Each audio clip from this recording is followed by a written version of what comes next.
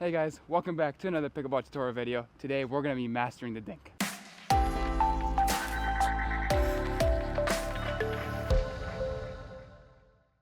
Alright, so today we're going to be covering how to master your dinks.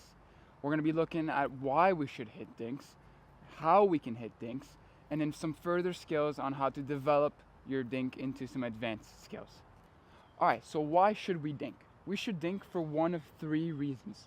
The first reason is that we received an unattackable ball, a ball that's below the net line that will not yield a high rate of success if we attack it. Therefore, dinking is a better option.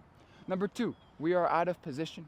If we're out of position for the first ball, we're most likely going to be out of position for the next ball if we attack that ball. Therefore, dinking gives us time to reorganize ourselves into the correct position so that we may look for an attack. And then the third reason is that we are respecting our opponents. As the level gets better, so do our opponent's hands. If I attack a ball and my opponent has good hands, that point is most likely over. Alright, so how do we dink? There are three key techniques I want you to follow while you're dinking. And the first technique is I want you to make sure that you're gripping your paddle nice and lightly, okay? Almost like you're shaking a baby's hand. It's about a 2 out of 10 in terms of grip pressure. The harder you grip your paddle, the more power it's going to create. Think of a dampening factor. The softer it is, the more dampening I have. The second technique I want you to follow is your backswing. I want you to have no backswing. We're going from our kitchen line to their kitchen line. It's about 14 feet in distance on a flat ground. We don't need a big backswing. We're pushing from our set position.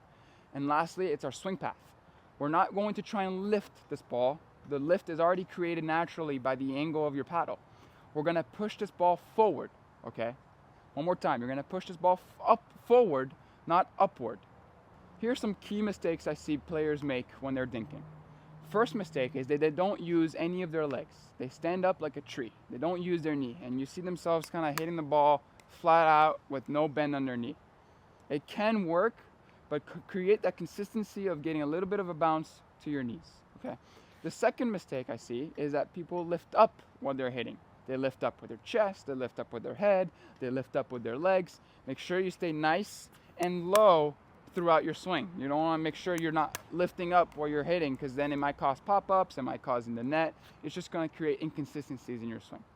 And then the last thing I see that people make while they're dinking is that they're not ready for that ball to come back fast. They think just because they dink the ball that the dink should come back. Players play in their own way. They might end up driving the ball as you're least expecting it, and if you're not ready, you're going to lose that point.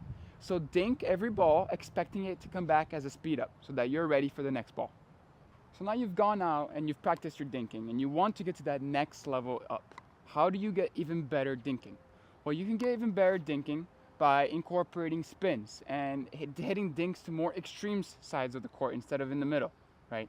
So how do we do that? I want you to break down your dinks into two categories, an aggressive dink and a defensive dink. You're going to be more aggressive when that ball is in the center of your body towards the center of the court, and you're going to be more defensive if that ball is on the outside of yourself. Okay, so if it's in the center of your body or the outside of the court. So offensive in the middle, defensive on the outside. When you're choosing to be offensive, that's when you can incorporate some topspin, and you want to nicely brush against that ball, lifting up, and make sure you remember to have a light grip. The more comfortable you get with dinking, the better and more assertive your swing can be.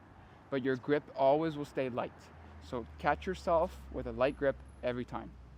When you're doing your push dink, make sure that you have a light grip. If you have too tight of a grip, again, that ball is going to fly too far away.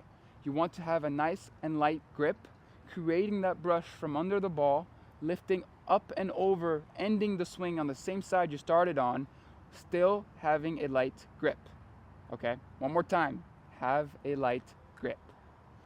When you're looking to do a cup dink, you're looking for a dink that's past your strike zone already, and you want to find yourself putting that grip into your wrist and using your arm to swing that ball through. You don't want to swing with your wrist. That's too hard to manage.